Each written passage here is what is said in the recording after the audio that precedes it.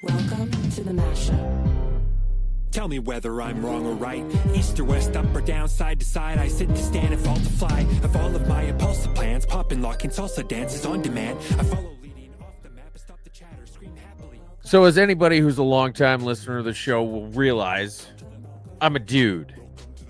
And there's certain things that dudes like, that enjoy, and that we take pride in.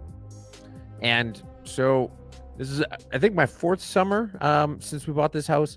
And I have been working on the yard quite a lot, and it's come a long way.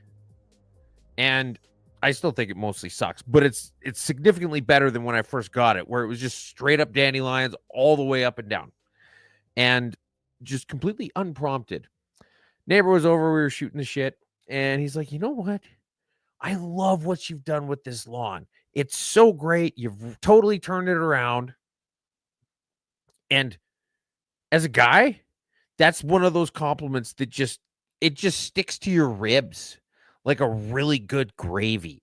You carry that around for, well, it's been like a week. And I'm just, I'll go outside and be like, yeah, I mean, it kind of is pretty good. And it's that one just offhand compliment has been sticking with me. So the next time you want to make somebody's day, assuming that it's genuine, of course, if it's a dude, you point out how good their lawn's looking.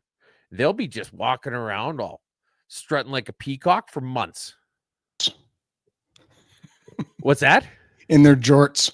Yes. Yeah. In their jorts. I'm a lawn guy too. And like, I have like good lawn years and bad lawn years.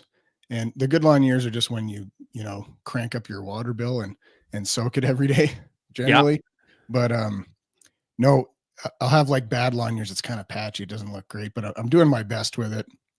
And then someone will be like, man, your lawn looks great. I'm like, really? Oh yeah. Thanks. I was a couple inches taller with a remark like that. I thought it was kind of mediocre, but thank you. Yeah. It comes together and you're just, it's wonderful. And it hits you right in the feels. Ladies, guys, if you want to compliment somebody that just is going to put them over the moon for an extended period of time, because it's not like it just felt awesome for a minute and then I forgot about it and moved on. You're still high. Oh, yeah, absolutely. Absolutely. Nothing this week can bring me down. Hopefully there's no bad news to talk about. There's never bad news. Only funny news. There's a lot of that. Now, for those of you noticing there's a difference in the lineup, we have Taylor King with us today, as opposed to Sean, who is still in jail, currently dealing with the litigation of being caught fornicating with a gopher. Don't drop the soap, Sean. I think the gopher was the one who dropped the soap. And so, I mean, this is just, look, for all of you out there who are maybe not the kind of people the government likes right now, don't do anything bad. Don't do anything that's going to get you caught, because they will throw the book at you for something as small and tiny as a gopher. They'll be like, you know what? You might think what a man does in his own pasture is his own business. But they will take that little thing that you've done and they will just nail you to the wall with it. It's unfair. Was it Pierre Trudeau said the government doesn't belong in people's bedrooms? I think that applies here. Oh yeah, it doesn't apply, or it doesn't belong in people's bedrooms, and it doesn't belong in people's pastures. Yeah. Yes. So anyway, until he gets back, we have Taylor King with us this week.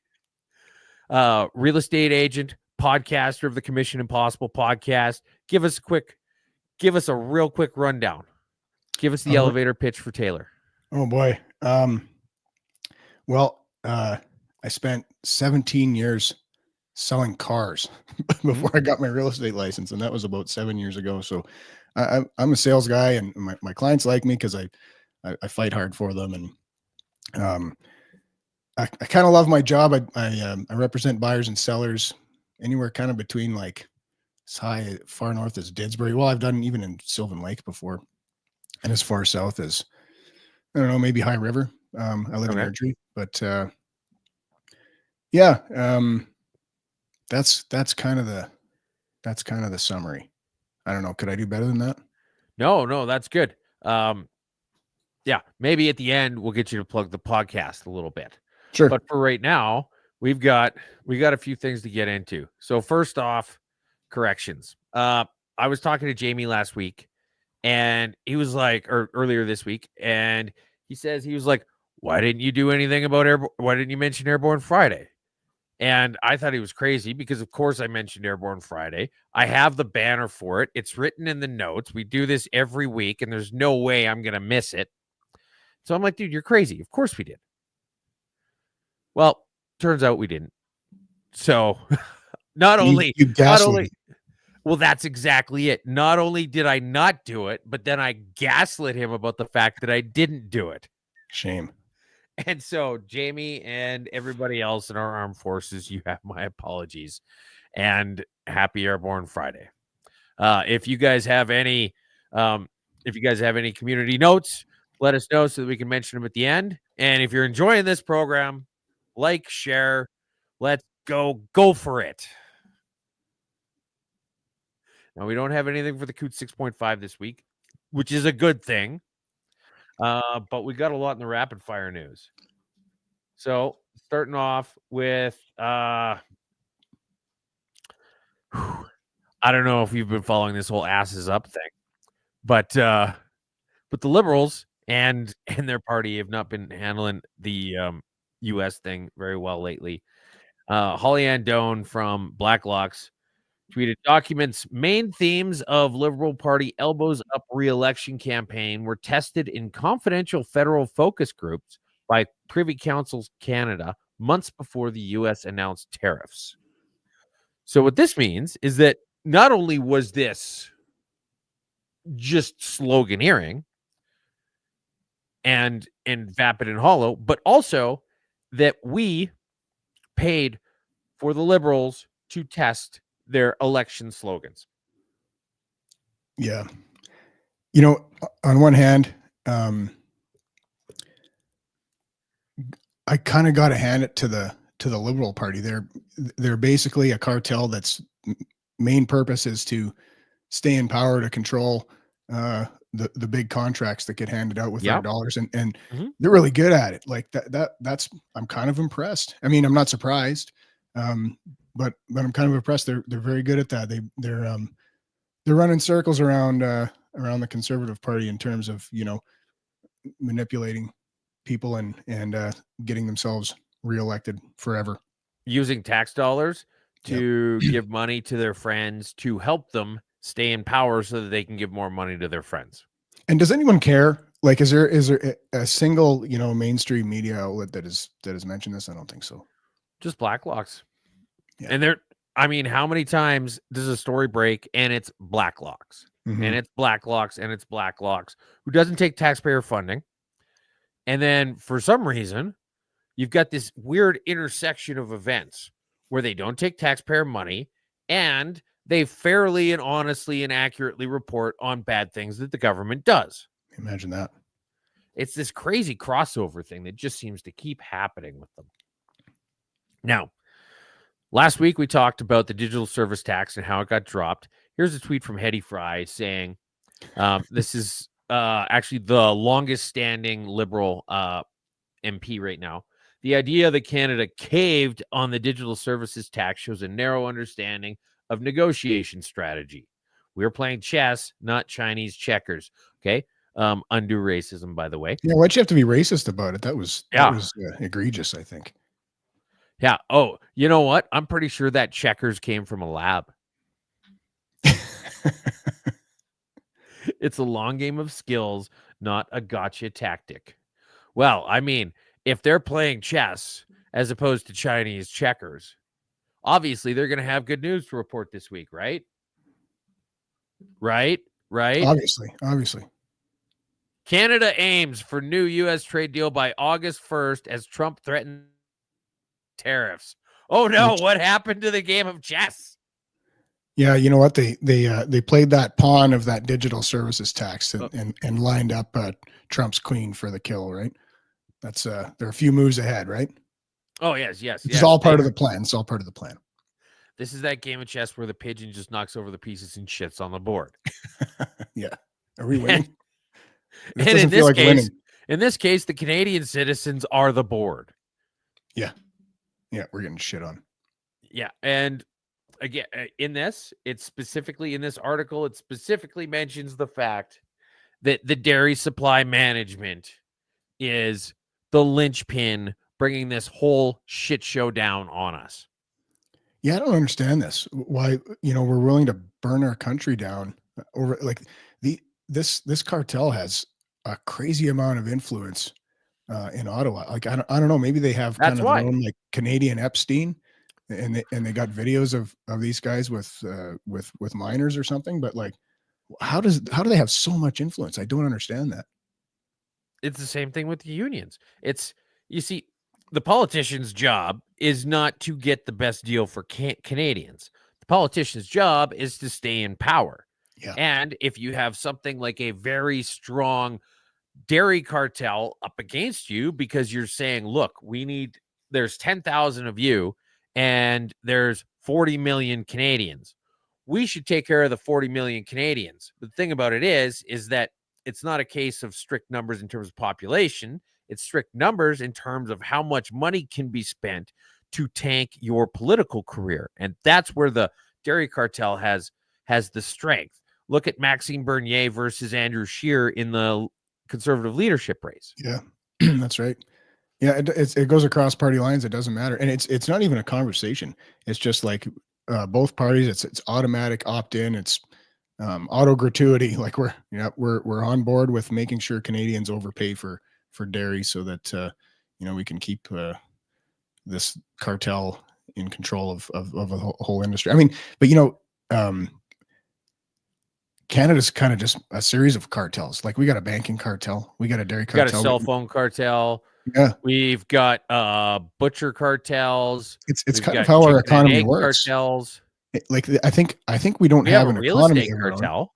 We do have a real estate cartel. Absolutely, we do. And I think that's kind of how our economy functions. Is we set up this complicated regulations to protect these cartel industries to keep from being swallowed up by the Americans. And being swallowed up by the Americans means, allowing competition and allowing, other products and other services to compete for our dollars. It's just, we don't get that. Which, I mean, here's the thing is that a free market benefits the consumers. So if you're buying stuff, if you're somebody who buys things, which is everybody, you're going to win by having more competition out there. Mm-hmm. They say, oh, we need to protect this because it's Canadian. So everybody needs to pay way more than they reasonably should. And it's kind of just another hidden tax in this country. Yeah. And you look at what it would cost you to get the same level of stuff. Like, sure, okay, let's say you make $100,000 a year and then you pay half of it in taxes. And then you're also paying what, 10, 20% more for the vast majority of your things. We've got the highest cell phone bills in the world. Mm-hmm. It's so weird. What a strange coincidence. Yep. And they say, well, it's one of the biggest countries in the world and it takes a lot of infrastructure. Okay. I hear what you're saying, but something like 90 or 95% of the population lives within 250 kilometers of the border. Mm-hmm. So you can actually service all of those people while having a much smaller infrastructure footprint. And it just, none of it makes sense if you talk about it logically, step by step. And that's why nobody ever does. Like CTV was trying to fact check Donald Trump on the 250 or 300% tariffs. And they're like, well, yes, technically those do exist, but no Americans, but it's after a certain quota. And the American dairy has never gotten up to that quota yet. So it's actually never happened. But if you're looking at, you can put your products anywhere in the world. Why would you look at a place that has a specific ceiling on your growth as opposed to anywhere else? Well, and the other thing too is they create such a regulatory barrier to do business in this country that you have to sell a lot of volume to make a business case, because you got to jump through so many goddamn hoops to get your product on shelves here. That's part of the deal. Well, we have a grocery store cartel too. That's right. Yeah. And we've got a pharmacy cartel. We've got, and they're owned by the grocery store cartel people. They are. Yep. And then, so if you're ever wondering why you can't get those nicotine pouches at the gas station or at a vape store anymore, you've got to buy them all through. You've got to buy them all through Shoppers Drug Mart, which is owned by a grocery cartel. The Westons. I had one. I've never had one of those. I ran into an old friend yesterday, and he gave me one of these pouches. I was stoned, man. He's like, "Yeah, it's the equivalent of 3 cigarettes." I was like, "I don't think I should drive home. I gotta wait and walk this off." Holy shit, I might be addicted now. All right. Well, as soon as you start getting scratching yourself and everything, I think I got a tumor in my lip here. It's not a tumor. All right. So, more asses up stuff. Brace for layoffs. Budget watchdog says as Carney government aims to slash spending by $25 billion. So all the people who voted for Mark Carney because scary Pierre Poilievre was going to make a whole bunch of scary cuts. Well, it looks like Mark Carney is going to be doing the same thing. Now, I don't know what you think about this. I feel as though things are so bad in Ottawa that the rubber is meeting the road, and Carney is looking at it and saying, look, as much as we just want to hire a bazillion people and make them dependent on the government forever, at the end of the day, we still do need a few people making things and building things and doing things in this country. And that if we want to get to a point where everybody's living under communism, we just got to kind of slow roll it. And so this is him just being a little bit pragmatic in terms of the ridiculous spending that Ottawa is doing. Well, this is also part of his kind of scheme where he's gonna have 2 budgets, operational budget and a capital budget. So yeah, we're gonna balance our operational budget, but we're gonna cook the books. We're gonna if we want to blow it a $90 billion hole in the budget, we'll call that capital spending, and it's an investment. It's not operations, and if we separate that, then we're running out of balance. Even though we're digging ourselves deeper and deeper. The government should not be investing in anything. The government sucks at investing. The government. What about EV battery plants? Well, that's great. And then the next thing after that is that you're going to have a bunch of EV battery disposal sites for all of these. Like, are you even going to bother unwrapping them off the pallets before you throw them in the landfill? That's a practical operational consideration that these people are going to have to decide on. Yeah. How performative do we want to be with this?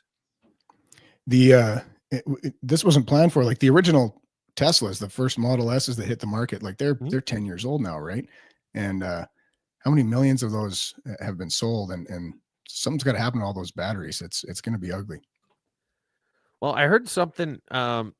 Tews was mentioning that Elon has some kind of a battery recycling program. I don't know how good it is or how much actually gets reclaimed from it. I also know that there's a company in Calgary. I was talking with a guy who works there, and they were just starting to try and get more trace minerals out of produced water.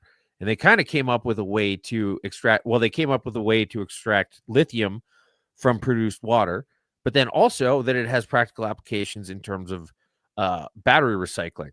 This is a gross oversimplification, but more or less, I guess they just kind of throw all the batteries in a blender with a bunch of water, and then they put in their goop, and it pulls out the lithium. Perfect. Yeah. But if that actually ends up being a thing, they're going to be gazillionaires, and yeah, I hope it works out for them. It's just another classic case of practical people working in an industry coming up with solutions that have nothing to do with the government. Mm-hmm. All right. Now, did you hear about CBC? Oh, yeah, this is good. Former CBC host blasts state broadcaster on way out the door. Travis Danraj accuses CBC of bias, lack of diversity of opinion, and scathing resignation letter. So this guy was one of the, I don't know, frontmen of CBC. And they hired him because he was brown. And then they were surprised afterwards to find out that despite the fact that he was brown, he actually knew things about economics and accountability. And Actually wanted to do journalism. yeah. And so he would have people on there who might disagree with the status quo CBC liberal talking points. And, he was basically just trying to turn CBC into a less biased shit show than it was. And that got painted as being like a crusade. He's like, well, it's my job to be a journalist, so I'm going to try and be fair and impartial. And they're like, oh, why do you have this crusade against us? And basically forced him to quit. He said it was an involuntary resignation. And I just think it's hilarious that the same people who call people like us racist all the time didn't even bother doing any homework. They're just like, oh, he's brown. He's going to agree with us. He's going to help us meet our quota. Which do you think is more racist? You know what I love about this too? That, he leaves, and he burns the place down on the way out. Yeah. But, if anyone that wants to defend the CBC, and I know there's liberals that are going to do that, yeah, and they'll demonize this guy and they'll try to smear him. But he could have done much worse. He could have stayed on board, and he could have played the race card, which he didn't, and done a whole lot more damage to these guys. But he stood on his principles. He didn't play a race card and burn the place down on his way out. So good for him, Travis. Yes, it's the exact same thing that happened to Jamil Giovanni, where Bell hired him to run the radio show, and they're like, "Oh, well, you're black, so obviously you hate the conservatives." Yeah, and then he shows up and he's conservative. And they're like, "Whoa, okay, this isn't working. You're fired. This is not a fit." Yeah. We hired you because you're black. But we also hired you because we thought that we could safely assume everything about you because you're black. But we assumed you have no dignity and would just say whatever we told you to say. Yeah, that's who's the racist. Yeah, that's exactly correct. All right, and then we got another article about that guy, but we basically just covered it all. This is the moment I think everybody's been waiting for here. We've got a 2.5 minute video that you're going to want to be watching. This is the hard-hitting journalism that you're not going to find at the CBC. Yeah. Get the fuck up there or you're going to get booted the fuck out of here. Enough. You're not a tough guy. Hurry up. I'll fucking promise you that. Hurry up. He's pretty tough. Not that fucking No, he's tough. not. He's pretty tough. He's not tough. This is better just with audio. He's not tough. Tough. You're not tough. Hey, You're not tough. Let's get going. Get going. Or you can play behind us all and you can take all the fucking time you want. This is fucking You're not tough. This is golf. This is not Yeah, golf. it's not. You can stand there 15 fucking minutes. You can't even. You guys can't even stand and tee your ball up, man. He's not teeing it up. He's standing there. Do we need to get the police out here? No, we don't need. Okay, then let's get going here. Let's go. Pick your shit up and get going. This is not fun. I'm not your buddy, guy. Yeah, I'm not your guy, pal. Not your friend, buddy. They've been sitting there for You fucking guy. 23 You minutes. fucking guy. Fucking cry about it. I'm going to. Fucking cry about it.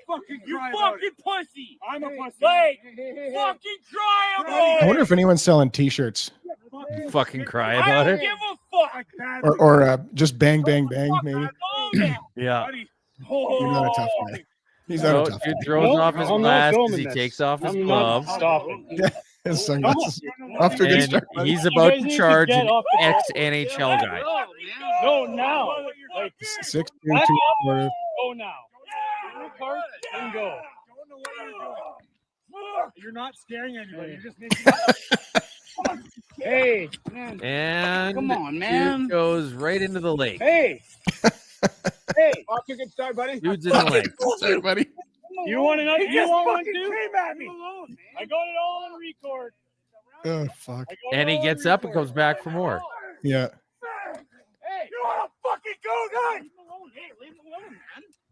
you go back, you fucking moron. Bang! Bang! Come on, man. Bang! Enough! Are you still cheering on you? Enough! Get out! Hey. Enough! Time to go. Hey, get him the fuck out of here! Now, No, it's not gonna go well. It's not okay. Take him home or get him fucking out of here. Fucking get moved. this is great. I love everything about this. Like, this guy is drunk and playing slow. Former NHL bruiser shows up and wants to play through, and they won't let him play through, but they're drunk and belligerent, and it doesn't go well. It doesn't go well at all. And, you know, you look at this, like you can tell this guy's been in a few tussles before. You know, you can look at this at the exact moment. The stills of him midair with his arms down, just flying like a crash test dummy.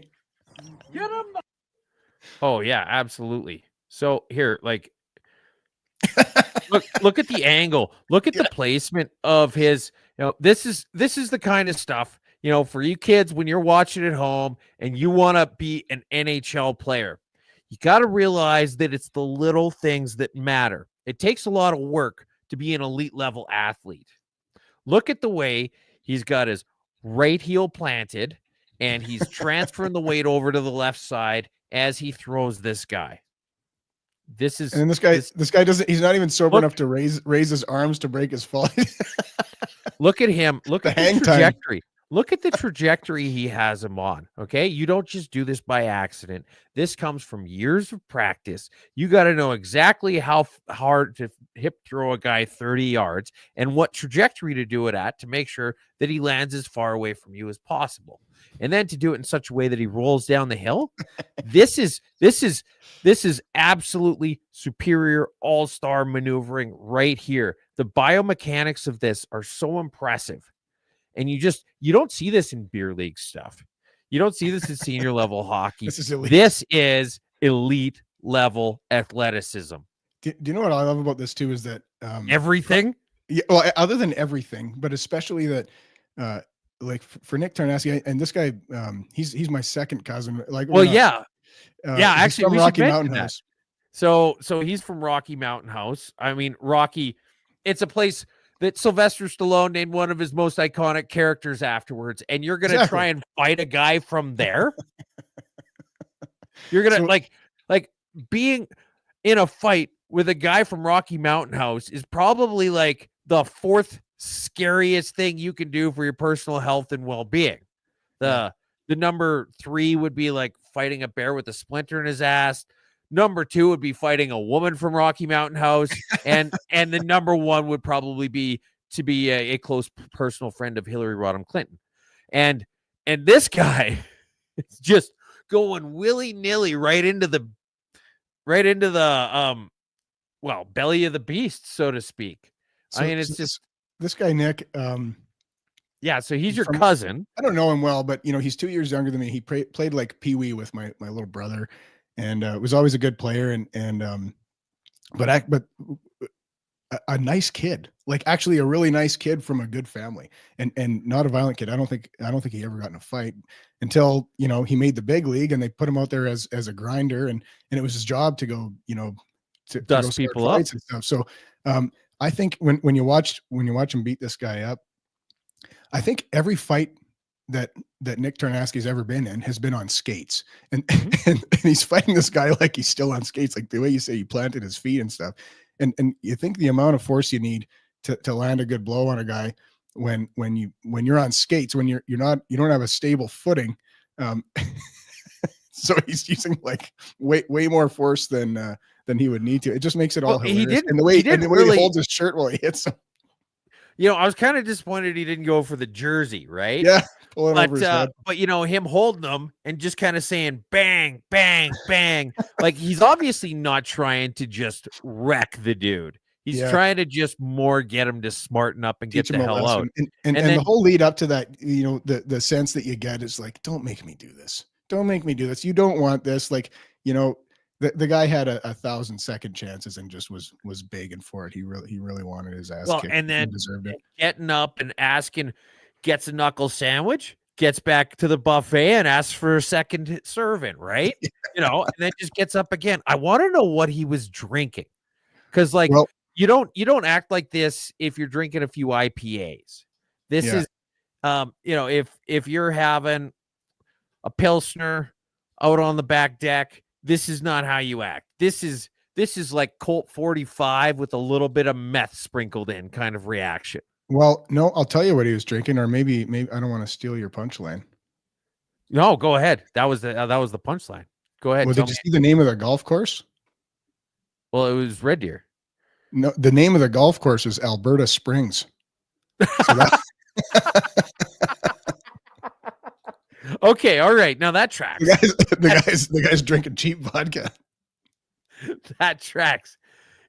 So somebody went up to this place like this literally just happened, and this is the same. Oh shoot, I'm not even showing the video. Sorry, I'm talking about the video, but I'm not showing it. This is that same place. Somebody went up to that same tree, dude got thrown past, and they put up an RIP. They put up a gravestone made out of a stick and a scorecard saying RIP, fucking cry about it, bang, bang, bang. Congratulations, Nick Tornessi. You're the king of the internet until the next king is crowned, and enjoy your moment. I think his price just went up. Yeah. I mean, I'm sure you're probably gonna have like his jerseys are probably flying off the shelf. Oh yeah, for sure. Custom jerseys. He's getting some royalties. And someone's got to be printing T-shirts right now. There's got to be a bang, bang, bang. Yep. And a fucking cry about it. And the other crazy part is that dude, where the hell is it? That dude, if I was that guy, I would do as little as possible to bring attention to myself after the fact. I'd move to another country. I would probably get a sex change. Yeah. That's how embarrassed I would be if I was that guy. I definitely would not throw up Snapchat saying just a tiny little black guy and that's all, boys, and talking to the media about this. I would be like, you Bit of a lack of self-awareness there. My name is Twos. The guy you're looking for, his name was like Threes or something, Yeah. I think. Oh yeah, Right? no, that guy looks like me. It's definitely not me. No, I don't even golf. No, I've got an estranged brother. It's probably him. I can't he's give got a you bit of a contact drinking info, problem. but yeah. He gets that Alberta Springs in him, and Yeah, it that's just asshole. man. I love his buddy at the beginning. He's going, he's pretty tough. He's pretty tough. Yeah. and then Nick and his friend, no, you're not tough. You're not tough. Well, he's a pretty tough guy. No, he's not. Yeah. I mean, he played for the Lightning and the Panthers. And Nashville Yeah. too, I think. okay, all right, fair enough. I mean, he's your cousin. Great job getting him on the show this week, by the way. Like He probably 'cause I- doesn't even remember me. His dad, Mhm. his dad's brother married my aunt. Anyway, so there was we had I don't know if I should say this one, I have to now. Oh, But in that's fine. Rocky, they're a big family. They Okay. These Tarnaskis, they pump out a lot of kids. I don't remember how many of them there were, but they drove around in one of those like humongous Savannah vans, like a 15-passenger van. And Okay. so in Rocky, if you ever saw like a 15-passenger full-size van, Like if it looked like a Hutterite van, it was actually the Tarnaskis. it was a Tarnaski van. Like since I was a kid, that's always been known as a Tarnaski van. But big family, lots of brothers and sisters, and but like a nice kid. Like I don't think he wanted to fight anyone. And he's probably doesn't get in any fights off the rink. But I mean, the guy was begging for it. He deserved it. Oh yeah, absolutely. I don't know. It was great. I must say though, I was definitely disappointed that we didn't have him on, despite the fact that he was your cousin. And I'm like, go for it. Like, dude, you're a sales guy. I get the fact that the lead is tenuous. The lead is tenuous, but that's your job, is to convert on tenuous leads. Yeah, I got to do better. I tried. I failed. Well, speaking of things that didn't really pan out the way we hoped for, the Epstein list. Apparently, it doesn't exist. Nothing to see here. No Yeah. Caroline.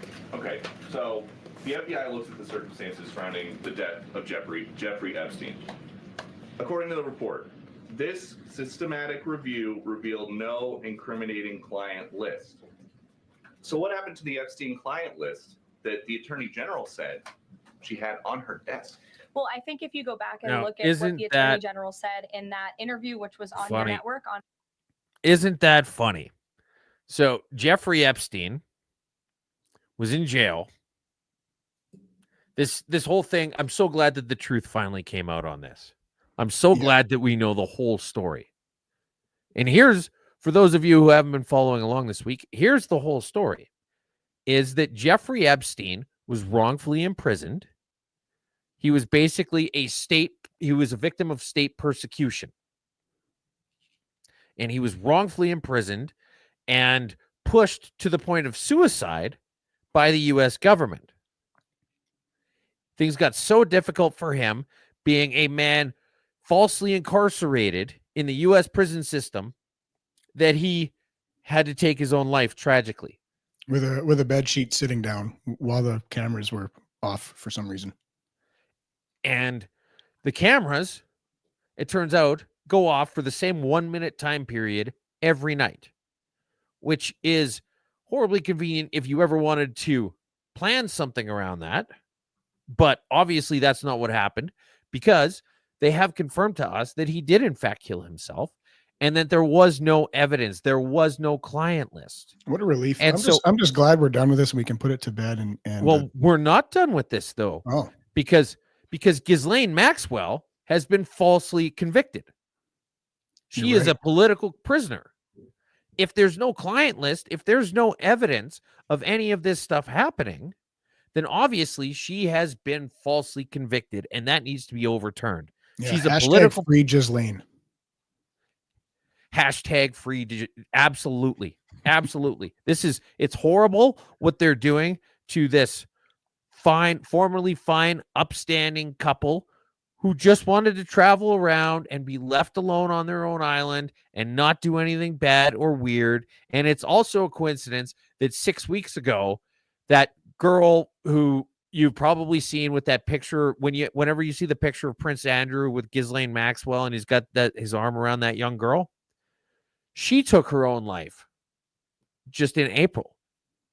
She was probably really sad about Ghislaine Maxwell being a political prisoner. Persecuted. Yeah. Like everybody around this is so upset that they can't even continue living. Mm-hmm. And there's obviously nothing to see here. I mean, Donald Trump himself said. So every night, Are you still talking about Jeffrey Epstein? This guy's been talked about for years. You're asking, we have Texas, we have this, we have all of the things. And are people still talking about this guy, this creep? Yeah. It's time to move on, folks. It's a There's damn nothing to talk shame. about. Yeah. It's a damn shame that that the U.S. government treated Jeffrey Epstein the way he did. You know what? We need to posthumously give the Order of Canada. We need to recognize the fact that this is a travesty. We need to give an Order of Canada to Jeffrey Epstein and to Ghislaine Maxwell.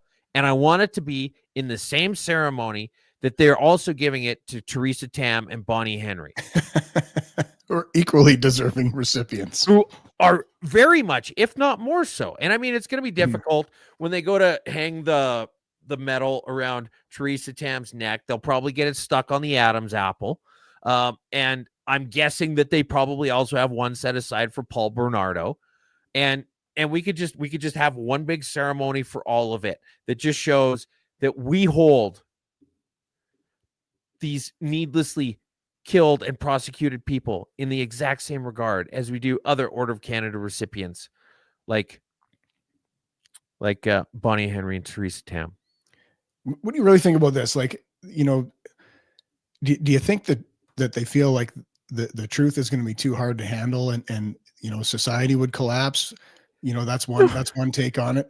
The truth is going to be too hard to mitigate. Yeah, exactly. You know, and the other side too that I think is that the the power that material gives the people that hold it is too valuable for them to burn it. Right. If you burn that now, like, well, I mean, how many heads of states, current heads of states and high level influencers and leaders are being controlled by the blackmail material that the intelligence agencies have, Mossad and CIA and whoever the hell else has possession of this stuff. And I think even for Trump and for, the Kash Patel or whatever, and Dan Bongino as well. Yeah, these guys who are sort of populist heroes, and then immediately appear to have sold out. I mean, obviously, Yeah. I mean, like, Pam Bondi said specifically in this clip that there was no blackmail tapes. It was all just child pornography that Jeffrey Epstein had downloaded, and that there was no confirmation of him ever actually being an intelligence plant or doing any of this for blackmail. Like, this is all really open and shut. And now that we understand that he was falsely imprisoned, we can actually talk about the good stuff that Jeffrey Epstein did. Yeah. What about all the good things that he did? Like, I don't know if you know this or not, but like, well, here's the thing is you hear like some of the stuff and you're like, okay, well, that's kind of bad. And I don't know if I agree with that. And then you hear other things and you're like, okay, well, yeah, I can't really fault him for that. Like, one of his major clients was the owner of Victoria's Secret. And so he had this deal worked out with him where he would just go to modeling shows. And he would talk to the models and tell them that he was a photographer or a talent scout or whatever for Victoria's Secret. And then he would show up with the credentials and tell them that he's a talent scout for Victoria's Secret, and that if they wanted to become a Victoria's Secret model, they should sleep with him. And apparently he did that hundreds of times. Attaboy. Well, here's the thing is, if I had a buddy who tricked hundreds of supermodels into sleeping with him, that guy would never buy a drink for the rest of his life. Yeah. I'd be like, that's the guy who tricked 286 supermodels into sleeping with him. And Les Wexner, was that his name? Yes, I think so. He liked Jeffrey so much, he gave him his mansion. He just liked him so much. That's how likable of a guy Jeffrey Epstein was. Les Wexner just gave him. He actually gave him 2 mansions. He gave him his estate in Ohio, and then his Manhattan townhouse. Which was like it was the biggest building in Ohio, or the biggest house in Ohio. Yeah. And then also somebody gave him that island. This is a man who was obviously of such high moral character that people would just give him planes and islands and penthouses and all that stuff. And can you imagine anyone more likable than that?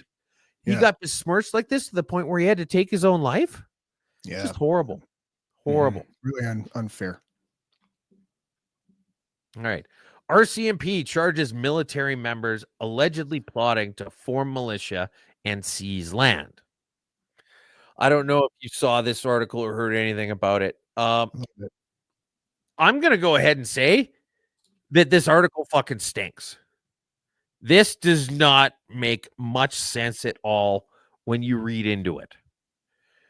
Apparently, there's a bunch of guys in fucking Quebec who are former and current military members who were doing military drills. Like, they worked in the military, and they're talking about how these people were basically planning on being an anti-government militia and getting their own land.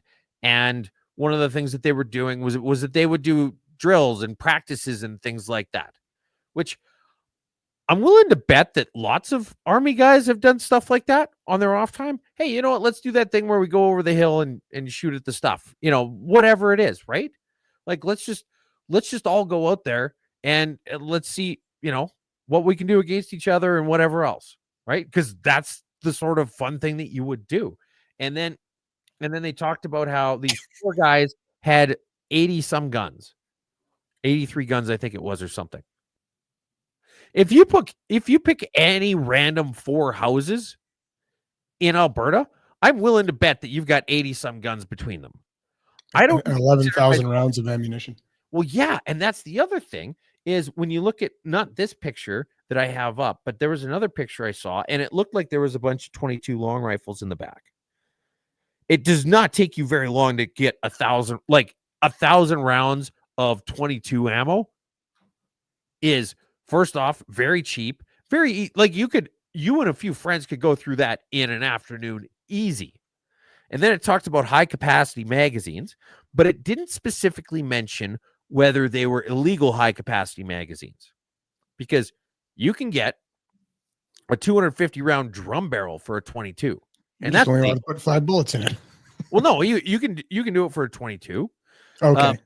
You can have an Enfield has a 10 shot magazine, 10 round magazine, but that's legal because it's bolt action. Okay, right? now this photo here. Yeah. Oh no, so finish your point. Sorry. Oh, it gets into just enough specifics to sound scary without actually giving you enough specifics to know whether or not it should be something bad. And that's what really stinks when you read this article is all the way through. You're like, you're giving us whiffs of it. You're giving us just the burnt hair without actually seeing whether there's any hair that's being burned over there. Hey, speaking of burnt hair. Yeah, exactly. Just before we went live, Taylor was showing me that he's got Elon Musk's special limited edition burnt hair cologne. This is like basically my prized possession. But anyways, back on topic. Sorry. Yeah. Well, I'm the one who brought it up. Yeah. Well, and then you're going to say something about that picture. Okay, so I'm looking at this picture. There's a Luger. There's a Luger. There's a Smith & Wesson 500. I think that's what that big hand cannon is. And then I think I see like a 44, like with the cowboy handle. And I'm not a gun guy, but I've played with guns at the indoor ranges and stuff. But this looks like a gun collection. This doesn't look like an armament for that looks like a 44. This is like somebody's collection. Well, that one on the bottom right definitely looks like a 22 pistol. Yeah. Yeah, and it looks like there might be 2 of them there as well, right? Yeah, and then you got a Luger there, which it's a collector's item. Yeah, and that's the thing. Like if you're forming a militia, you want to standardize. You want everybody firing the same ammunition. Yeah. Because if you're planning on getting into an armed confrontation, you don't want to be like, "Oh, I'm out," and then someone throws you a mag for a gun that doesn't fit. Throw me a box of Smith & Wesson 500 rounds. Yeah, and now you got to go through and you're like, okay, well, I got some of this over there. Bullets are flying past. You're like, all I can find is the 38. Yeah. Yeah, this is not an armament for a military takeover here. This is somebody's collection of kind of an enthusiast. These are toys, right? This is someone's gun collection. Wow. I never even considered all that. And so when you think about it, now these are guys who apparently just wanted to just start living off grid and just go away from society in 2021. Now, they don't mention in the article that in 2021, everybody was told to stay the fuck away from everybody else. And there was a lot of crazy people saying stupid things everywhere, which totally makes sense. And then they said that they started an Instagram page to be actively recruiting people to try and join up with them and start this, collective off on their own. Now, I've never been a terrorist before that I'm aware of. But I feel like if I was going to be a terrorist, I would not start an Instagram page showing me shooting guns and doing these drills and having fun out in the bush, firing shots off, and then actively trying to recruit people vis-a-vis that. So all of this, when you look at it, you're like, that doesn't really make sense. This doesn't really make sense. And I don't know. I could be eating all of my words a month from now. And it turns out that these guys are just some insane extremists. So look at this. We're legitimately trying to do something really, really bad. But they said that the sophistication of their setup implied that they were ready for the next level. But it didn't actually say that they were actively planning anything or wanted to do something or even had any intentions of ever doing something. And so like this whole thing stinks. And I could be wrong. And 6 months from now, Be like, yeah, they were actually going to use all of those weird disparate guns to, I don't know, take over an Air Canada flight and fly it into a Tim Hortons.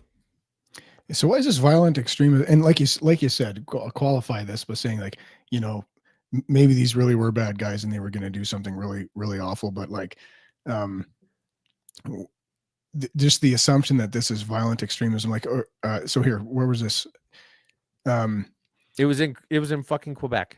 Right. She says that the seizure is the largest cache of weapons and components in any terrorism incident in Canadian history. So that, I like how they qualified that, right? In a terrorism. What's Exactly. the terrorism incident? Because who's that jazz rat or whatever Singh that had the huge bust near Surrey where they found, the drug bust. Assault rifles, like how you would actually stage a well, they actually had that drug cartel compound. Yeah. That's the one you're talking about. But they didn't label that as terrorism. So like they definitely didn't find a larger cache of weapons with these guys than they did in Surrey. But they qualify that by saying that any terrorism incident. They didn't call that other one terrorism. This is the biggest collection of guns and equipment we've ever found related to a terrorist act on a Thursday before 3 p.m. Yeah, exactly. The biggest ever. Improvised explosive devices. So, I went to, but that could have just been tannerite. Well, that's the thing. So I went to this camp in Texas years ago. It was a motorcycle camp. So it was Colin Edwards, the Texas Tornado. He was a world superbike champion or whatever. And he's got this ranch in Texas and he built this like, fantasy camp on it where they've got a dirt track and you go out and he brings his famous racer buddies out there and you race around the dirt track and he teaches you how to slide the bike and then you drink beer and you have barbecue and you stay in the bunkhouse. Well, that sounds on awesome. One day, it was like the most fun I've ever had in my life. On one of the days you get to go out and on the gun range. And this is, Colin Edwards is a genius. He's a Texan. He's got a huge collection of guns. This is how he made all his guns tax deductible, as he made him part of his business. And you get to go out on his range on the ranch and play with all his toys. So they had a gun competition. You do the shotgun and the handgun and the revolver and the and the rifle and a 300-yard shot or whatever. And then you get to shoot his Barrett 50 caliber. And then at the end of the day, he took some tannerite and they everybody, it's just like a bunch of pyros, right? And he blew up a barrel and sent this barrel like 200 feet in the air, just blowing up bombs and stuff like this. This is what, like, you can go to any number of ranches in Texas and they would laugh at this largest cache of weapons and components. Like there's rednecks in like, Texas. I have more guns on me right now than you guys took from that guy. Yeah. In the toolbox of my truck, I got 11,000 rounds. These guys are amateurs. Like that would be normal there. They're just having fun. They're playing with their toys. I don't know. Who knows? If these guys are truly bad guys that wanted to hurt people, then I take it all back. But yeah, I'm with you. Well, I mean, it could be the case, but from everything I've seen so far, this looks really, really graspy. Yeah. Well, if like that main picture, and I don't trust pictures on news headlines anymore because they use pictures that have nothing to do with the article. They lie. Or mannequins. Yeah. This is a picture of a gun collection and 22s and stuff. Come on. Like, show me a picture. Hey, if there's an underground compound and there's an armory room and there's row upon row of assault rifles. Well, okay. Yeah. They probably had bad intentions, but like, this looks like somebody's collection of pistols here. But now they're who knows, maybe they're even lawfully owned, some of them, or they're probably restricted. I don't know. They change the rules every day here. Yeah, well, they were probably lawfully purchased, and then after that became illegal while they were sitting harmlessly in their underground bunker. Yeah. Okay, now I want to preface this. Actually, you know what? I'm just gonna play the video and then I'm gonna excuse me, preface what I have to say about it. I think some changes need to be made. I think Pierre is surrounded by there are some good people around him, but Pierre needs a little bit of change in his surroundings and in his advisors. I feel like having just regular Joes who know what life is all about, who have no political experience would probably benefit him. If I could be honest, as an advisor, we need Pierre. Like even Kean Bexley said it the other day. Pierre needs a team of people, of competent people. He also needs people who are not politicians around him, giving him advice. You know, so that was the pleb, and I'm going to shit talk the pleb here a little bit, but it's not out of any malice. I feel like if I see something that the liberals are doing that's dumb, I'm going to call it out, and I shouldn't just ignore it when it's somebody that I would agree with on a lot of things. So the Mashup has been saying this for months, probably about 2 months before the election. We were talking about how Poilievre's tone changed, and it seems as though he's maybe got different advisors, and then it's not going well, and then it's not going to end well. And the whole time during the lead up to the election and into the election run, you had the pleb talking about how awesome Poilievre is, how everything's great, Poilievre this, Poilievre that. I was at this Poilievre thing and it was perfect. Poilievre is the man. Poilievre is going to be the savior. I snuck into the bathroom at Taco Bell when Poilievre went in there, and it was the best diarrhea I'd ever heard in my life. Yeah. Okay? And then rather than being honest about his shortcomings, you know, if you want him to win, I guess everyone's got different strategies, but if you really wanted him to win, rather than just telling everybody that what he's doing is awesome when it's not, stop being the CBC of the right and honestly call him out when he's fucking up. That's how you make him better. Okay? You don't just cheerlead him as he goes off of a cliff. You call him out when he's not doing a good job.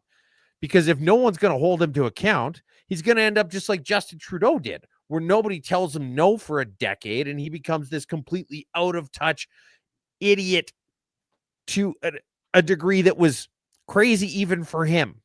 Mm-hmm. Yeah, and the advice he's giving there too, like, oh, he needs just some regular Joes around them. Well, maybe, you know, for a grounding effect, to get a sense of what ordinary people want.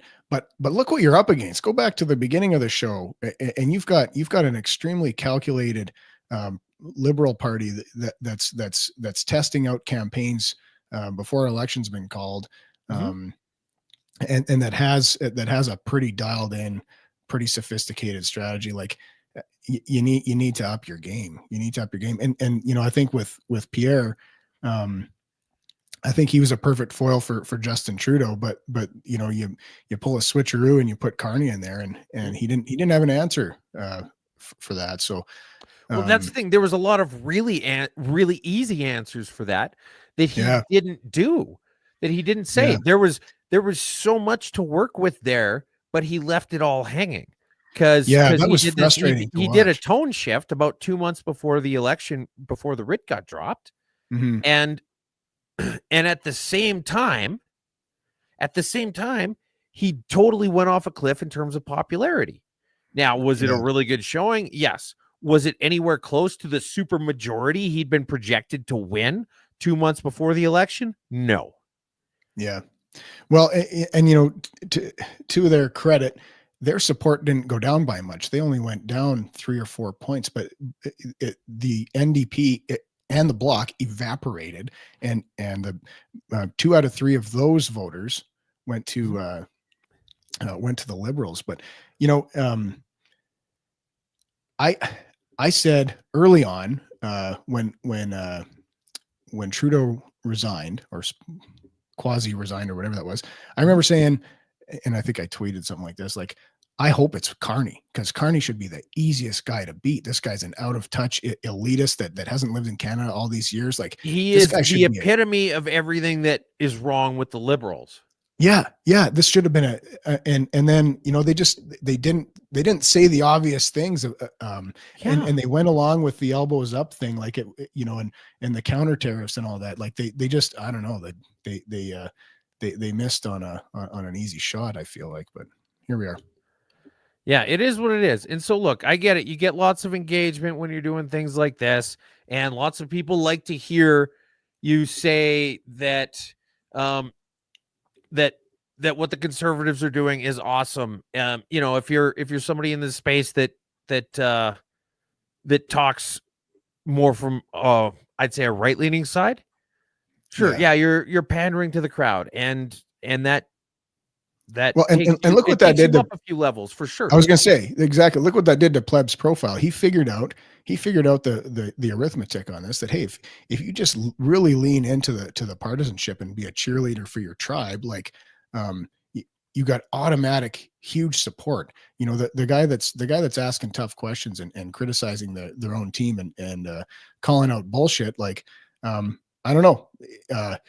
He's got a big platform now, so hopefully he you get a pivot from a guy like that, and he uses that platform to be a little more objective. But he really leaned into the cheerleader bullshit, and now he's kind of lost all his credibility, whatever he had.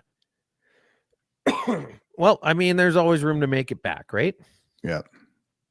All right.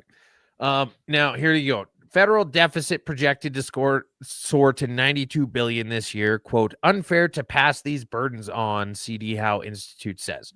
So yes, our deficit this year is expected to be $92 billion, which is 50% more than the deficit that Chrystia Freeland resigned as finance minister over. Yeah, that she refused to deliver the update because it was so bad. 6 months ago, yeah. She said, I will not give numbers this bad. I fucking quit instead. Mm-hmm. And 6 months later, we are 50% more than those bad numbers. This is, in the article from the National Post, this talks about how this would be the biggest deficit outside of COVID in the history of the country. So you think about, like, COVID, the lockdowns weren't the only bad thing to ever happen since 1867. You had the Great Depression. You had 2 world wars. You had Y2K. And out of all of those things, none of them were as big of a deal that requires as much spending as this current crisis we have, which is what? Trump, Nothing. I guess. Yeah. I wonder too, like $92 billion deficit, how much of that is a drop in revenue? Right? How much of that is an increase in spending? Because I know there's an increase in spending, but how much of that is a drop in revenue too? Because you got a problem with unemployment, and you got a problem with lower tax revenues coming in and stuff, and the unskilled labor making low wages. Yeah. So Alberta's the only province that has private sector job growth right now. I saw a crazy graph, real estate related with interprovincial migration, and in fact. The country's population is growing just slightly, but if you break it down province by province, it's actually shrinking everywhere except Alberta. And and then they look at net interprovincial migration. 10,000 people move from BC to Alberta, and 2,000 people move from Alberta to BC. So you got net 8,000 people migrate from BC to Alberta. Well, there's only one bar that's up in the bar graph, and all the other bars are below zero. So the whole country is moving to Alberta, and the country is shrinking except for Alberta. It's kind of crazy. Yeah, which is great, because then it's just going to have to be lean more on Alberta. Yeah, yeah. At what point are we going to say maybe we don't want to be the linchpin to this shit show? Yeah. Now this is interesting. So this is the head of the RCMP. I've got these out of order, but whatever. Talking about the rise in extremism. So she's talking about these people that got arrested, right? But here's this clip. Believed in equal gender rights, but all of a sudden are if someone was very believed in equal gender rights, but all of a sudden are leaning towards like traditional values, and that might be a sign that they're becoming more extremist. But we also,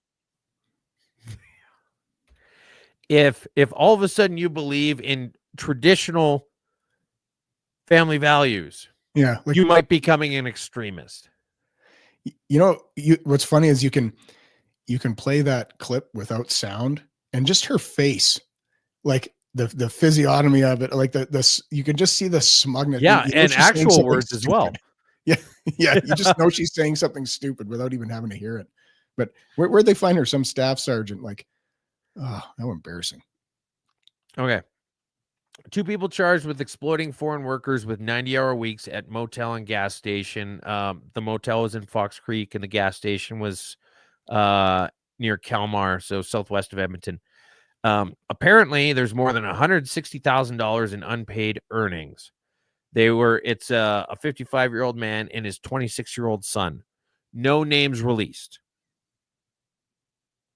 Now, you always know whenever there's no names released that these are not Caucasian people. Yeah. When there was a woman who got arrested for spraying a water gun over her fence and some of the water got on her neighbor, they released her name.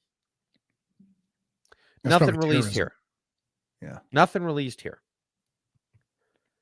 But this is the, make whatever arguments you want for immigration or temporary foreign workers or things like that, but this is not an isolated incident. No, this is just one example of millions. This is going on everywhere. Yep. Now, female cyclist defends decision to not take podium with transgender winner. Julie Cutts-Peterson refused to attend the ceremony after finishing second to Catherine KJ Phillips. You look at that picture, it looks exactly like the South Park episode with Strong Woman. Macho Man. I put the wraparound shades on him. Yeah. Yeah. Well, good luck today. Luck is for dudes. The picture's hilarious. That's the exact picture. I wonder if I could just find Look at the arm span on that chimp. Like, oh, yeah. Hey, riding this bike that's twice the size. You just know that woman has a big dick. It's funny. She said that they didn't actually release that person's name on the ride list so that nobody knew that person was going to be competing. Yeah. And this woman who got second place didn't know at all that there was a dude in the race until the final sprint, where dude just flies past everyone. And she just looks, she's like, there's no way a woman rides like that. That's a guy. Yeah. Well, good for her for not participating. She's the real winner. If she got second place, she's the real winner. And absolutely, I just can't believe we're still doing this. The USA Cycling National Champ. Like, how are we still doing this? How is this not? I mean, I feel like the pendulum's swinging back, but this is still happening. Like, in July of 2025. Like, when are we going to be done with this? Like, when can, even the most, progressive people go, okay, we fucked up. Maybe they're just too committed to this.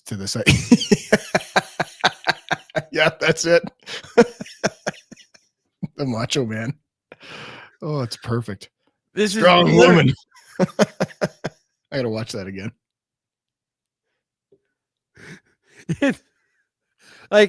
It's literally the South Park episode. Yeah. But I mean, it's stopping UPenn.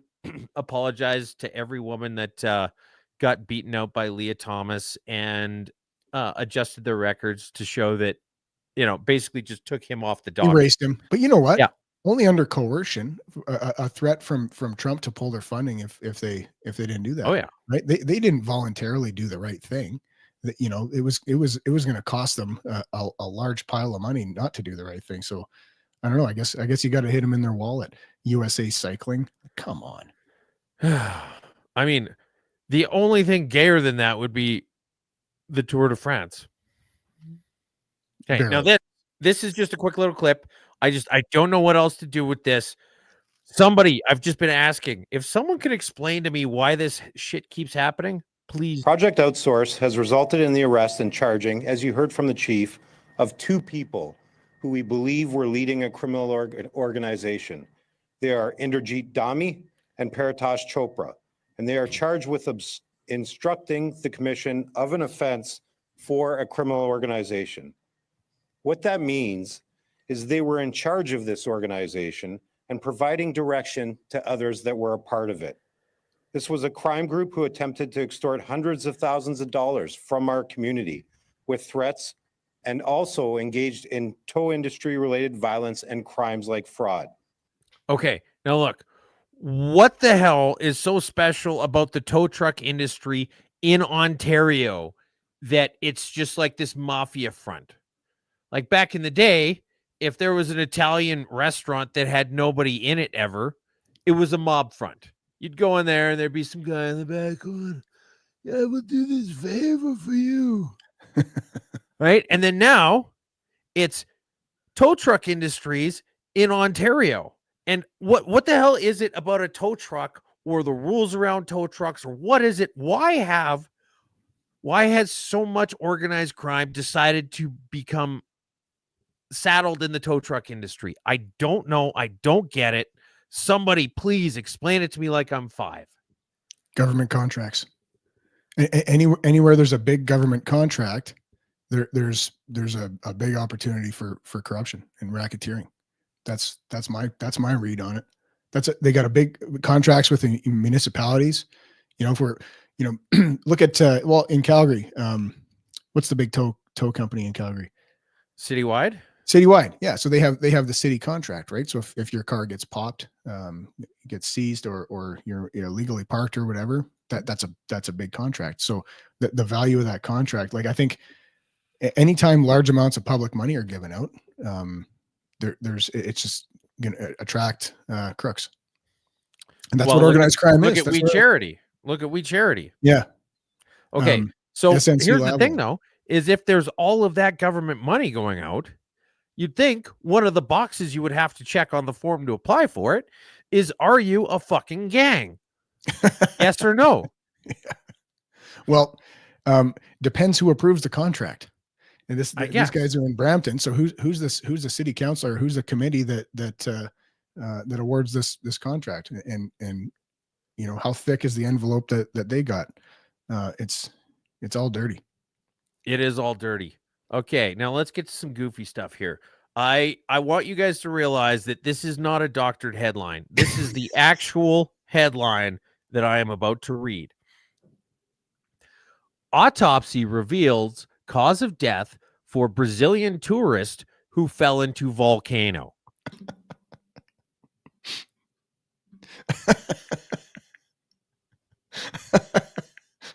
A woman was... It was obviously COVID. A woman was on vacation and she was touring around one of the, I can't remember if it was the biggest or the second biggest volcano in Indonesia. She slipped. She fell into the volcano, died of her injuries, and then they performed an autopsy to determine the cause of death. Apparently she fell about 250 feet. Hit like a ledge and was there for a little bit, calling for help and everything like that. And then slipped and fell again, the remaining like 350 feet down into the volcano, and was dead. And they said, well, what could have happened to her? We need an autopsy.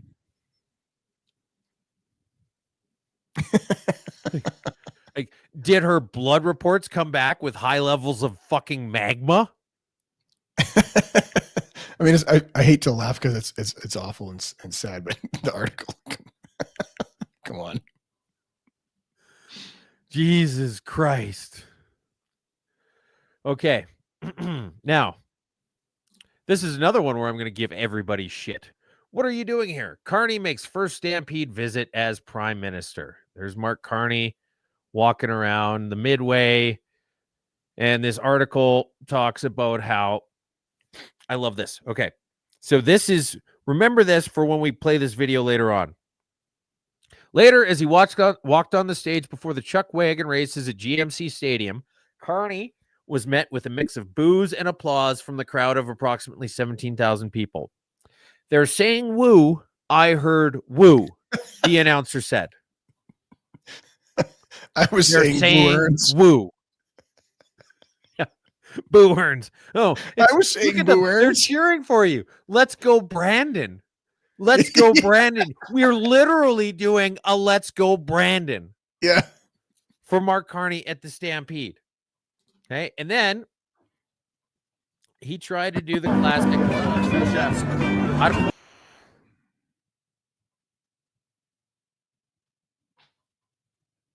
It won't let me pause it. I don't know what's going on. But here is Mark Carney trying to do a pancake flip and screwing it up. Fail. All right. And then here's well, actually, I'll see if I can come back to this one later. Here is more pancake flips. There's Mark Carney trying to do a pancake flip again. And then there's Danielle Smith, who used to run a restaurant in High River. Yeah, owned a diner. Yeah, who knows how to flip pancakes. So they compared it to the classic Trudeau flip. And then here's another one of, now just look at this. Just look at this. This is Mark Carney again. This is a guy who has had a chef or a maid cook all of his meals for presumably all of his natural life. And then they said, you should try and make a couple pancakes. And for some reason, he thought that would be a good idea. Like, instead of just being like, I'm Mark Carney, I have people who do this for me. You, here's $77. Flip that pancake for me. Here's him trying to flip a quarter-cooked pancake and just splattering it all over the spatula. Now, there was a lot of debate back and forth when Carney showed up versus Poilievre showing up. And the Carney people said that the lifelong bureaucrat from Ottawa showing up at the Calgary Stampede, cosplaying as a Westerner, was just tourism and that he looked like a big phony. And then the Poilievre people said that the Bank of England guy who spent the last several decades living in Derbyshire, England, or wherever the hell it was, showing up at the Calgary Stampede wearing a cowboy hat, was just doing a bunch of cosplaying.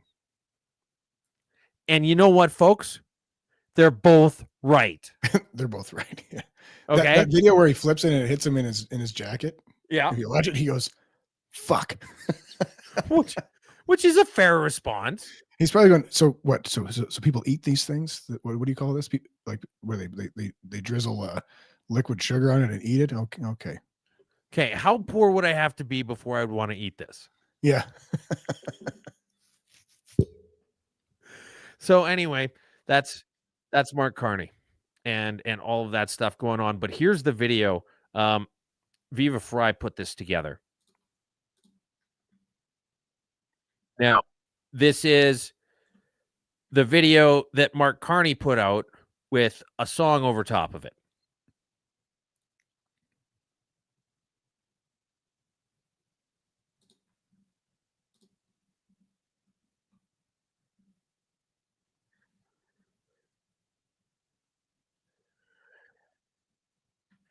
Now, why would he dub it over with a song, do you think?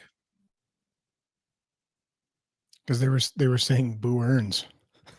Because they were saying woo. Yeah, they're saying woo. Because they were saying woo. Yeah. Woo. Woo. You know, when I see someone I'm really excited to see, you know, like my favorite performer or something, I usually say, like, in a low voice, woo, just to let them know I'm excited. Yep. That's always what I do. Is it's the best thing to say when you're, oh shoot, I didn't show the video. All right. Well, here, sorry, I was looking at it, but I didn't have it up. Hold that shit up, Jamie. Yeah, Jamie, damn it. Okay. Well, here's him walking around. Nerd and neck. then Oh my God, everyone's booing. They're wooing. All right. There. Sorry, guys. That was my bad. If Sean was here, he wouldn't have done that. Woo. All right. Okay. Now, more goofy stuff. We can't live anymore. CUPE members rally in Regina. They're saying that they need better contracts because they haven't had a raise in the past 3 years and the cost of living has gone through the roof. Now, these are the same people. This is CUPE. So, for example, if you go to their website and you go to CUPE Votes, you can see them talking about how they need to mobilize for the Canada they need and that they need to stop Pierre Poilievre and that they're looking for volunteers for the NDP leading up to the federal election and things you love about Canada, championed by the NDP, celebrating progress and the $10 a day plan. Tired of being told to vote strategically, and then 10 things like this is all Pierre Poilievre in it for banks, billionaires, and big polluters, not you. Pierre Poilievre will take a wrecking ball to your pension. All of this stuff. They keep telling people to vote, and Pierre Poilievre would not have been a magic bullet to fix the economy by any means. No. But the same union organization who actively wants to support parties that undermine the economy is now having protests and trying to get negotiations because life has gotten too expensive under those same people. Weird. Yeah, just no self-awareness at all. I kind of feel like they bet on the wrong horse. How many members do they have? They're huge. They are huge. Well, they did. Here's the thing is that they're parasites and they haven't killed the host yet. And they haven't quite gotten to that point. The CUPW, the Union of Postal Workers, is very close to that point. But CUPE itself hasn't reached that breaking point yet. And so they're going to continue to try and step things up. And they did bet the right horse. They basically own the NDP right now because they're the only people who actually still send the NDP money. Right. So yeah, they have an entire political party in their fucking pocket. I think they did back a pretty correct horse, and they are getting what they voted for, or what they told people to vote for. But the thing they want isn't a good economy where lots of people have good paying jobs. What they want is more people giving them union dues. And to that end, they did back the right horse. Now, women have had a tough time in aviation lately. There's been a few upside down planes, aborted takeoffs and landings, a little bit of sparks where you wouldn't expect to see sparks, things like that. And so naturally, nature is correcting itself. And that's why Lieutenant General Jamie Spicer Blanchette becomes first woman to head Royal Canadian Air Force. Honestly, she's hyphenated. It's great. Take her out of the cockpit. We need to do this with more of them.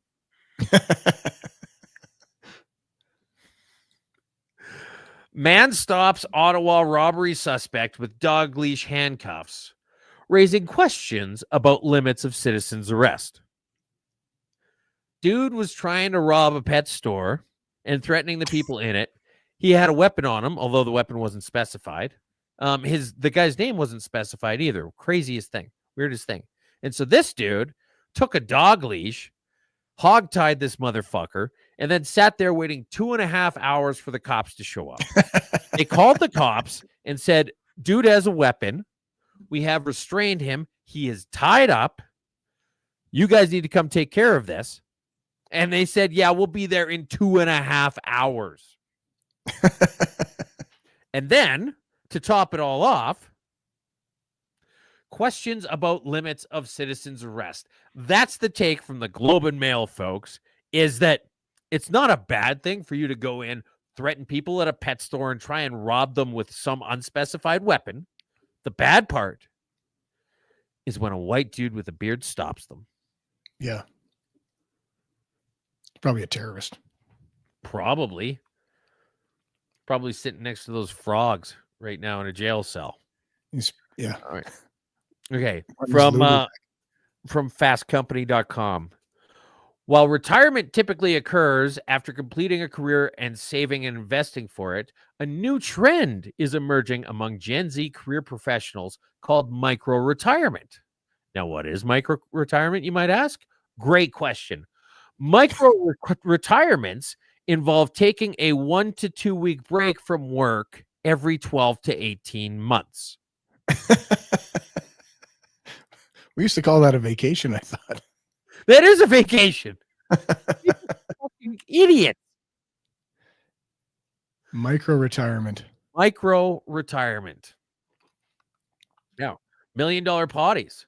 5 new modular restrooms open in NYC parks, topped $1 million each to install. And there you can see they're bringing them in with the scissor lift, or with the Zoom boom. And yeah, $1 million potties. Now, the interesting thing is if you actually go through this article, I may not find it because I'm just scrolling through hot, but they said the bigger cities, the bigger the headache is, talking about how it costs more to install that same porta potty in New York than it does in smaller communities. Working with New York City involved far more regulatory hurdles and review processes than smaller municipalities. For other cities and smaller municipalities, officials can get a full installation done for $210,000 to $220,000. It just varies. The more complex, the more people, the more department regulations, the harder it's harder, it's more expensive. There's more palms to grease. This is a $210,000 installation, including regulatory, in a place like Portland. But in New York, it's $1 million to navigate the red tape to put a shitter outside for homeless people to jerk off in. I'd like to have a dump in one of those. As long as you were like the first person to do it, that would be great. Yeah, exactly. Like, as soon as they bolt it down, I want to have the virgin dump in that and then never see it again. Yeah, like you know what? Even while it's just still in the air and it's just coming down, you can see that little plop go through the little gap before it's been totally set down. And you'd be like, I never want to set face. Yeah, I don't want to be in this thing ever again. Yeah. $1 million a piece. Which is about $800,000 worth of red tape. People wonder why things are unnecessarily expensive and why we think government is a bunch of jerks. That's it right there. Well, that goes back to what I said about contracts with public money, right? Like how many palms got greased to install one of those toilets, right? That's well, I don't know. Depends if they were out of toilet paper or not. Yeah. Oh. But yeah, so there are 5 different $1 million toilets that got installed in New York, and I can't wait to see the article next week saying that they got absolutely fucking demolished. Like when San Francisco spent like $2 million or whatever it was a couple years ago on the unvandalizable toilets, these brick shit houses, like the Ukrainian guys from Rocky Mountain House. Yeah, But San Francisco spent a shit ton of money on these like unbreakable toilets. And then the homeless people were like, well, challenge accepted. And a week later, they were inoperable, destroyed, covered in graffiti. It was basically just a bomb site. I can't wait to see that same thing happen with these in New York. Now here, from not the beat, Ronald McDonald statue stolen from Pennsylvania McDonald's. So that classic kind of plastic Ronald McDonald statue you see around here and there. Somebody ripped one out in broad daylight, just picked it up and took it out with them. What is he wearing on his feet? A very strange sandal. It looks like a fish. It looks like he's wearing a dead fish for a sandal. Well, he's trying to just obscure the forensics. Yeah, he's drawing attention away from it. But you know what? Yeah. I think if it hadn't been for Nick Tarnasky, this guy could be king of the internet right now. He could reach legendary status, but he had his 15 minutes at the wrong time. I know. Yeah, he got his 14 minutes of fame while Nick was getting his 15. Yeah, it's a damn shame. But they're calling it a McNapping, and so this guy steals the Ronald McDonald statue. But here's the best part: is the police department in Pennsylvania from Nesquehoning Police Department. Ronald McDonald is missing. Yesterday, a few unidentified suspects waltzed into McDonald's and walked out with Ronald McDonald himself. We're not clowning around. This was a full-blown McNapping. Ronald was last seen smiling as usual, unaware of the betrayal. Witnesses say he didn't even put up a fight. To the suspects, we get it. Times are tough and therapy is expensive, but kidnapping a plastic icon of joy, that's a McFelony. I mean, it's great though, but I mean, there should be more Ronald McDonald statues. I think we should all have them. Actually, you know what? If I was to say right now, if I was Naheed Nenshi, I would say that plastic Ronald McDonald statues are a human right. And then from there on, now that somebody said it out loud, we're all obligated by law to give every single person a Ronald McDonald statue because that's how it works in their logic. I think this kid should take this thing on tour and just take selfies with Ronald in various places around the world. Put some mileage on that statue. I do drive-throughs like Burger King drive-throughs and stuff like that. Just get some fun pictures and videos of it. Have it right next to a Carl's Jr. Oh yeah, you could have an absolute blast with that. All right, now here we go. This is the moment you guys have all been waiting for. The happy news. I hope we've got something really exciting. What do we have for us this week? This again? Toronto's busiest speed camera cut down for the 6th time in 8 months. This is a new article. I don't know. Again, there's some kind of a glitch in the programming. This is not happy news. You guys should not be doing this. We don't condone it. But for some reason, it's in the happy news, so we got to cover it. This just happened again. Theft came week after police installed camera of their own to monitor frequently vandalized equipment. The vandalism of this camera has gotten so bad that the police set up an additional camera pointing at the first camera to deter vandalism of the first camera. It got chopped down again. Now this is crazy. This is the one that's been drugged through a park, thrown in a fucking swamp. It's been spray painted. They tried to put a bigger base around it that was going to take more work and effort to cut through, and that was seen as a challenge. This thing is the Chumbawamba of speed cameras, folks.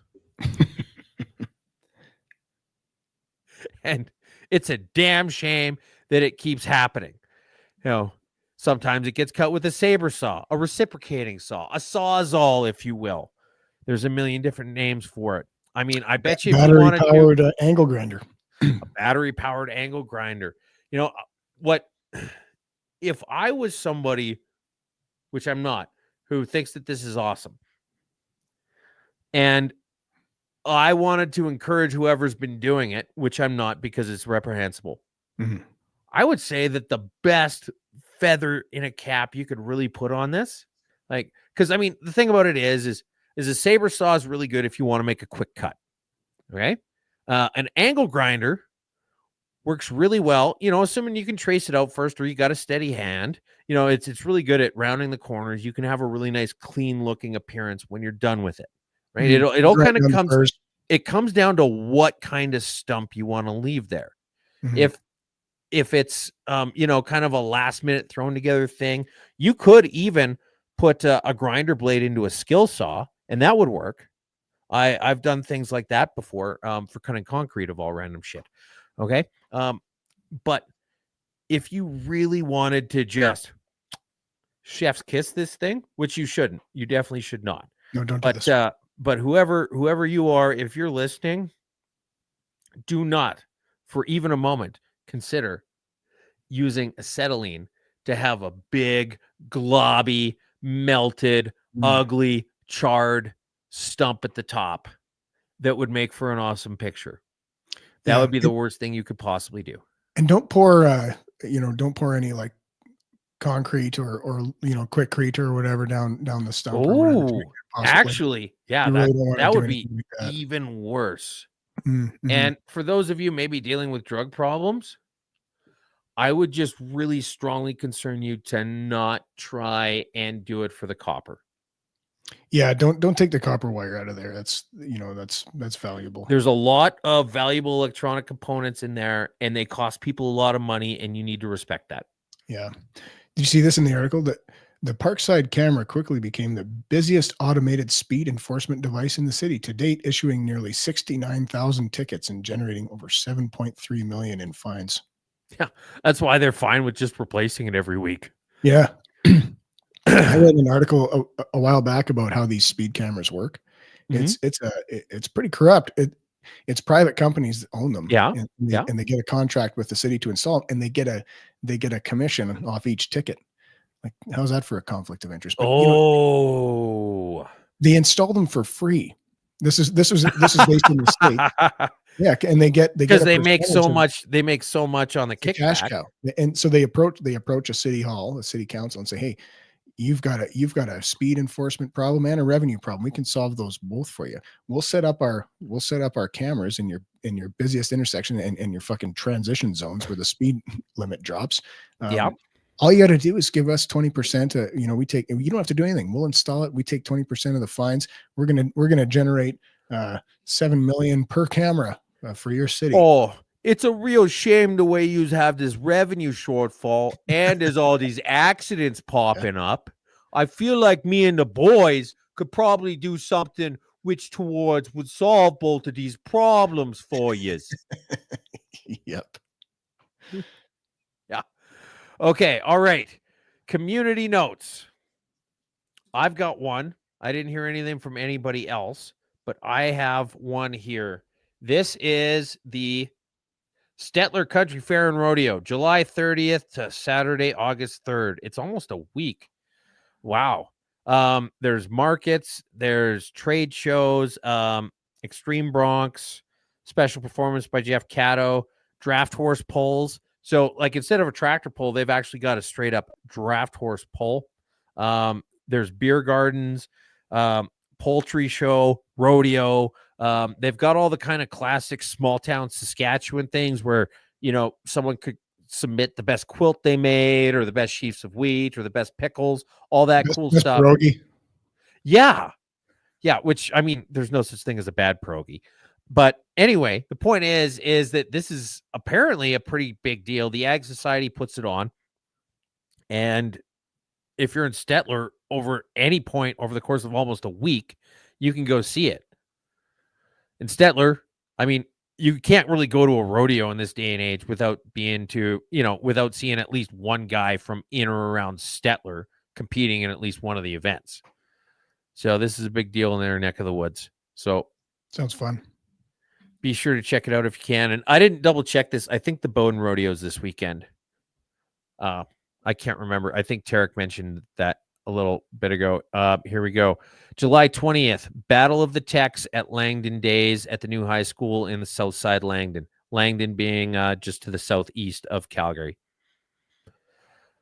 So, Battle of the Techs. Zane, noted car Do they enthusiast. throw wrenches at each other? Or? Oh, wouldn't that be cool? I'd watch that. That would be a battle of the Techs for sure. Yeah, literally and battle to the death. Yeah. Well, it's funny. Like I was talking to the kids about like what kind of stuff because we went to the Stampede last weekend. It was interesting, kind of like a Cowboys and East Indians sort of vibe to it. Go ahead. Oh, go ahead. Go. No, by all means. Oh, I was gonna say I took the kids there the other day, and I made the mistake for the third year in a row. Like, fool me thrice, shame on me, of buying the fucking wristbands for $60 a piece. We got there around 10:30. I was like, oh, you know what? Maybe the crowd's not too bad today. Yeah, it changes really fast. And the first ride that we lined up for, we had to stand in line for 2 hours. So you take shifts holding the spot in line, and then you go do other stuff, get something to eat. Oh, wow. go maybe on a shittier ride and then rotate back in. So the kids got 3 rides in. So it's, public service announcement. Don't waste your money on the wristbands, and sure as fuck don't waste your money on the express pass. That's another $35 on top of that. Because if you do the math, you got to do more than 10 rides to get your money's worth on the wristband. And if you spend the whole goddamn day there, you might get 4. So mathematically, you can't even do it. It's not even possible. Yeah. Well, they wanted to do the rides, and I'm like, okay, well, let's we did a quick little tour. I'm like, the lineups for the rides are hours long, and the lineups to get tickets to go on the rides look like it's going to be like a half hour long too. So I was like, with the amount of time we have, we could probably spend the whole day in line and get in like one ride. Yep. And it was crazy. Like, they had this Korean hot dog stand I'm looking around for something to eat around lunchtime, and the lineups are insane. This Korean hot dog stand one was like around the corner. There was probably like 80 people in line. Was it real And dog? I don't know. I was like, I'm not even going to find out. Yeah. Went inside to the trade show part, and they had these, what was it? It was like nacho mac and cheese or something like that at one of the kiosks inside the trade booth area. I'm like, oh, that's great. So I go and I line up, and then I get to the front of the line, and they said, we've actually got like too many orders. Like there's too many people waiting for their food right now. We're not taking orders for a while. And then a little while later, I still haven't eaten yet. The only thing that I could just kind of go up and get something without a crazy line was a piece of fudge. And so and I don't want to eat the whole thing because it's so sweet. And so, I've been packing around this fudge for a while, and I want some actual food. You've been packing around a lot of fudge. And so I want some food, and I'm like, okay, well, I'm going to try this nacho mac and cheese place again. I get to the front of the line, and they're like, we're all out of food. We're waiting on more food to come in.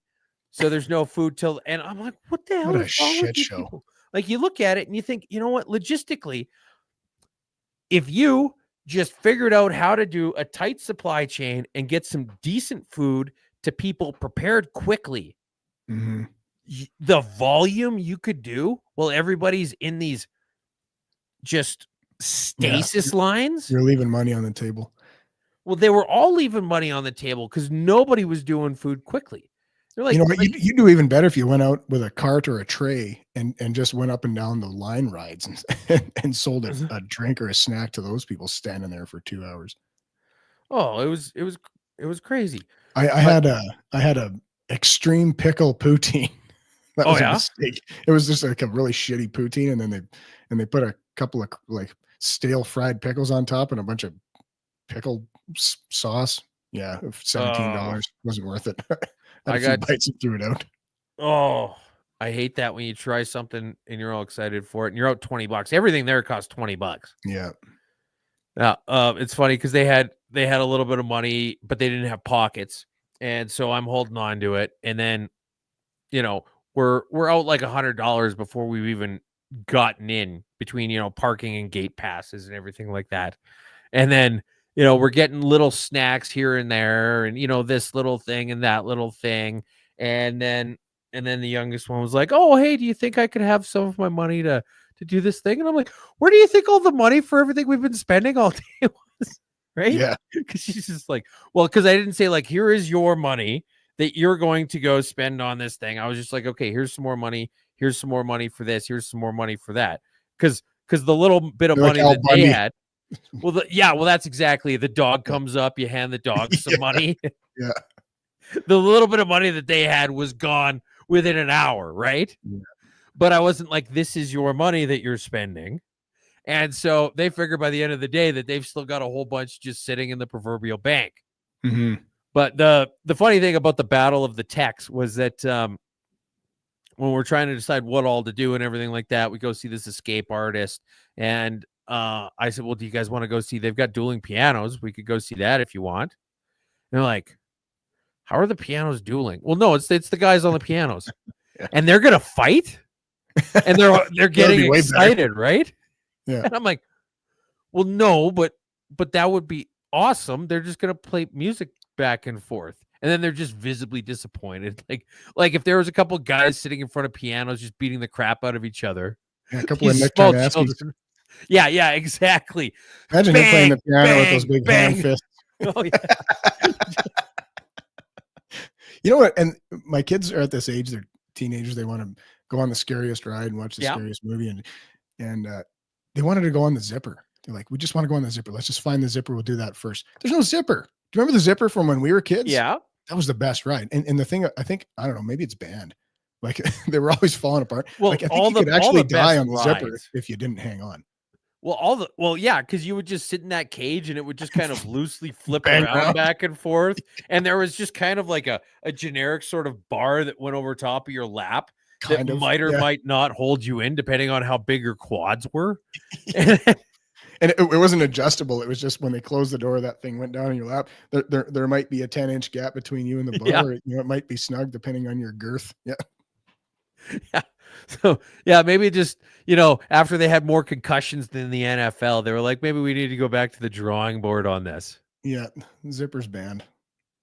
Yeah. Oh, and well, we should wrap this up, but also Kindersley Mud Drags, July 25th, 26th, 1 p.m. to midnight, beer gardens, live bands, BCDC and Rat Poison. And actually, here, I've got to find the, oops, I'm writing this wrong. I just remembered there was another one that got mentioned to me that I didn't write down in the notes. The Crossfield Elks Demolition Derby is coming up August 23rd. 1 p.m. gates open, 4 p.m. Derby starts. And that, for anybody who's ever gone, is the party of the summer. So, all right. What's the date again for that? That is August 23rd. I got to catch that. That sounds fun. Yeah.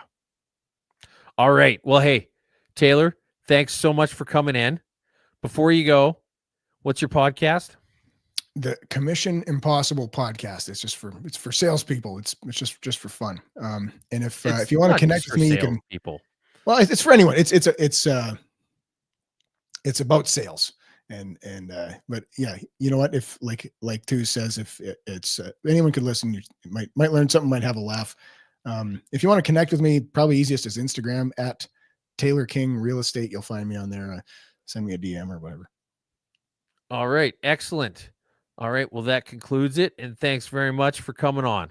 Thanks for having me. It's been fun. All right. Why can't I play this? Oh, I think I just hit end stream. This is all Sean stuff.